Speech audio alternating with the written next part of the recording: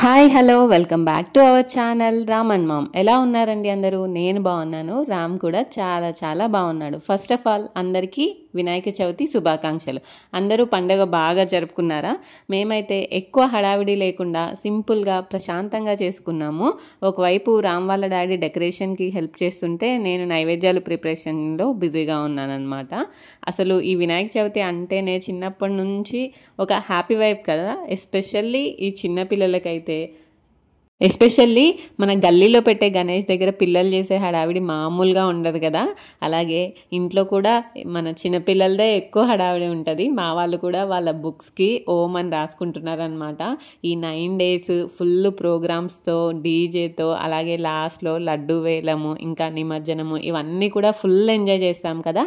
అలాగే ఈ ఇయర్ మా ఇంట్లో కూడా లడ్డు వేలం పెట్టాలని అనుకున్నాను అనమాట. వీడియో చివరి వరకు చూడండి. రామ్కి కూడా గణేష్ అంటే చాలా ఇష్టం. వాడు చిన్నప్పటి నుండి గణేష స్టోరీస్ అన్న, గణేష ఎపిసోడ్స్ అలాంటివన్నీ ఇంట్రెస్టింగ్గా చూస్తూ పెరిగాడు. సో వాడికి ఎవ్రీథింగ్ గణేష స్టోరీ మొత్తం తెలుసు. అయితే రామే గణేష్ని తీసుకొని ఇంట్లోకి రావాలి అనేది నా ప్లాన్. దానికి వాడిని ఈజీగానే ఒప్పించడం జరిగింది. ఎందుకంటే గణేష స్టోరీ వాడికి ఆల్రెడీ తెలుసు. అలాగే గణేష ఈరోజు మన కోసం వాళ్ళ మమ్మీని డాడీని వదిలేసి మన ఇంటికి వస్తున్నారు, నువ్వే తీసుకురావాలి, హ్యాపీ ఫీల్ అవుతాడు అంటే వాడు ఇష్టంగా తీసుకొచ్చాడనమాట. అలా ఈ ఇయర్ మా గణేష్ ప్రతిష్టాపన రామ్ చేతుల మీదుగా హ్యాపీగా జరిగింది. గణేష్ని అయితే తీసుకొచ్చాడు, కానీ వాడిని పూజలో కూర్చోబెట్టడం నా వల్ల అయితే కాలేదు. అంతే కదా, చిన్నపిల్లలు ఎంతసేపు అని కూర్చుంటారు చెప్పండి. కొద్దిసేపు అయితే కూర్చోబెట్టగలిగాను. తర్వాత వాడి ఇష్టం, ఎలాగో హాలిడే, అలాగే చుట్టూ ఫ్రెండ్స్, ఇంకా వాడు కిందకి మీదకి అటు ఇటు తిరుగుతూ ఎంజాయ్ చేస్తూనే ఉన్నాడు. లెట్ హిమ్ అనేసి వాడిని వదిలేసి మేమైతే మా పూజని ప్రశాంతంగా చేసుకున్నాము.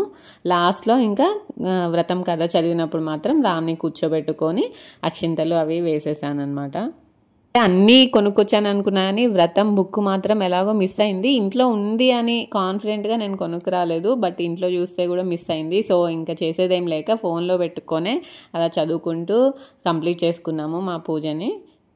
చిన్నపిల్లలతో, అది కూడా ఈ టోడ్లర్ స్టేజ్లో ఉన్న పిల్లలతో ఇలా పూజలు చేసుకోవడం కానీ, ఏదన్నా కంటిన్యూస్గా కూర్చునే పని ఏది చేయడం అన్నా కొంచెం కష్టంగానే ఉంటుంది. బట్ వాళ్ళకి దాని ఎసెన్స్, అలాగే దాని రూట్ కాజ్, ఇంకా దాని ఇంపార్టెన్స్ ఎక్స్ప్లెయిన్ చేస్తూ చేయగలిగితే కొంచెం వాళ్ళు కూడా దేవుడు అంటే ఏంటి, పండగలు అంటే ఏంటి, వాటి నుంచి మనం ఏం నేర్చుకోవాలి అనేది నేర్చుకుంటూ పెరిగితే బాగుంటుంది. వాళ్ళకి ఆ పేషెన్స్ అవన్నీ కూడా డెవలప్ అవుతాయని నా ఫీలింగ్. అందుకనే ప్రతి పూజలో వాడిని ఇన్వాల్వ్ చేయడానికే మ్యాక్సిమం ట్రై చేస్తాను. లాస్ట్లో మాత్రం సారిగా వాళ్ళ ఫ్రెండ్ని తీసుకొచ్చి వాళ్ళ డాడీ చెప్పినట్టు అలా గుంజీలు అవి తీసుకుంటూ గణేశాన్ని మొక్కుతున్నాడు అనమాట. కట్ చేస్తే ఆ రోజు ఈవినింగ్ మీకు అందరికీ చెప్పాను కదా, మా ఇంట్లో లడ్డు వేలం వేయబోతున్నాను. దట్టు వీళ్ళిద్దరికీ మాత్రమే. కండక్ట్ చేసేది నేను, పార్టిసిపేట్స్ ఇద్దరే అనమాట. అయితే వాడి పాకెట్లో ఆల్రెడీ 100 రూపీస్ పెట్టి చెప్పాను, ఇలా లడ్డు ఎవరు ఎక్కువ మనీ ఇస్తే వాళ్ళకి ఇస్తాం నాన్న, గణేష లడ్డు అది తింటే చాలా బలం వస్తుంది అని చెప్తే వాడు ఇమీడియట్గా 100 రూపీస్ అని చెప్పేశాడు అనమాట. సో అలా కాదు నాన్న, డాడీ ఎంత చెప్తే దానికన్నా నువ్వు 1 రూపీ ఎక్కువ చెప్పినా చాలు, ఆ లడ్డు నీకే వచ్చేస్తుంది అంటే ఫస్ట్ కొంచెం కన్ఫ్యూజ్ అయినా నేను 10 రూపీస్ నుండి స్టార్ట్ చేశాను. వాడు ఇమీడియట్గా క్యాచ్ చేసి 11 అని, వాళ్ళ డాడీ 20 చెప్తే వాడు 21, 22 అని 1, 2 అలా పెంచుకుంటూ చాలా స్మార్ట్ గేమింగ్ అలవాటైంది అనిపించింది. ఈ గేమ్ వల్ల 2 విషయాలు నేర్చుకున్నాడు వాడు. ఒకటి, less than and greater than importance అనేది తెలిసింది. అలాగే ఎక్కువ అంటే మరీ ఎక్కువ చెప్పాల్సిన అవసరం లేదు. స్మార్ట్గా ఒకటి చెప్పినా 2 చెప్పినా అది కూడా ఎక్కువే అని తెలుసుకొని ఫైనల్గా ఫస్ట్ 100 దగ్గర 100 అని ఇమ్మీడియట్గా చెప్పేసినాడు. లాస్ట్కి 91 రూపీస్ దగ్గర లడ్డు గెలుచుకొని ఒక 9 రూపీస్ అయితే సేవ్ చేసుకున్నాడు అనమాట. అలా నాకు భలే అనిపించింది ఈ గేమ్.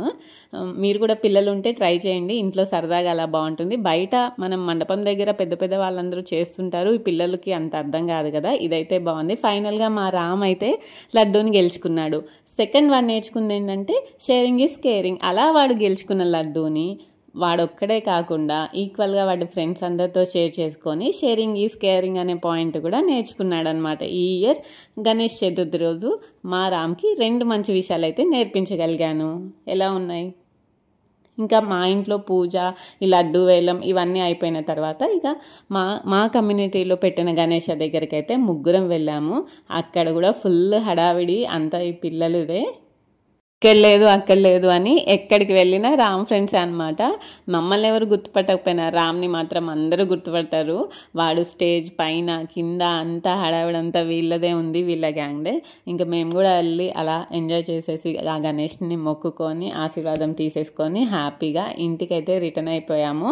లాస్ట్లో ప్రసాదం మాత్రం మస్ట్ కదా. ఇంకా కట్ చేస్తే నెక్స్ట్ డే మార్నింగ్ అనమాట. మేము 1 డే ఉంచాము ఈ ఇయర్ గణేశాన్ని. ఒక్కొక్కరు వాళ్ళ వాళ్ళ అనుకూలతను బట్టి 3 days 5 days అలా కూడా ఉంచుతారు కదా. మేము 1 year గణేశాన్ని మాతో పాటు ఉంచుకొని తర్వాత మా కమ్యూనిటీలో ఉన్న పెద్ద గణేష దగ్గర పెట్టేశాము రామ్ చేతుల మీదుగా. వన్స్ అగైన్ అందరికీ హ్యాపీ వినాయక చవితి. వీడియోని లాస్ట్ వరకు చూసిన వాళ్ళకి మాత్రం స్పెషల్ థ్యాంక్స్. Bye bye.